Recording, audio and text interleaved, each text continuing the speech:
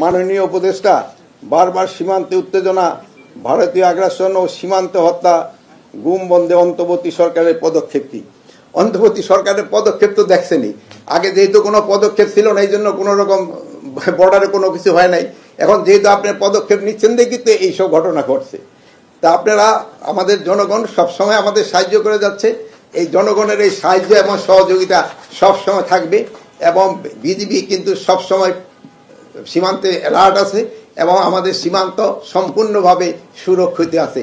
এই সীমান্তর এই সাইডে কেউ কোনো দিনই আসতে পারবে না। আমরা যতদিন বেঁচে থাকি আমাদের রক্ত ঝরবে কিন্তু সীমান্ত সুরক্ষা থাকবে।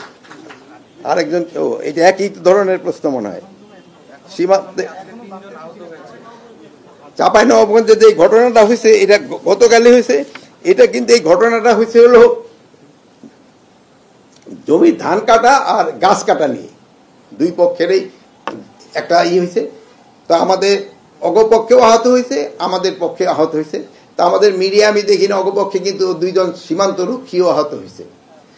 তা আমাদের কোনো সীমান্ত রক্ষী আহত হয় নাই, আমাদের দুই একজন সাধারণ জনগণ আহত হয়েছে। তো ওইটা মেজর কোনো কিছু না। এটা নিয়ে ওই বিএসএফ এবং বিজিবির ভিতর আলোচনার মাধ্যমে এটা একটা সমাধান হয়ে গেছে। আর ওই জানেন বর্ডার বেল্টে ওই কিছু কিছু জায়গা আছে যে জায়গায় ওই এই পার্টি ওই পার্টি ওখানে যায়, এরা এদিকে আসে, এই সমস্যাটা আছে এবং এটা অচিরেই সমাধান হয়ে যাবে।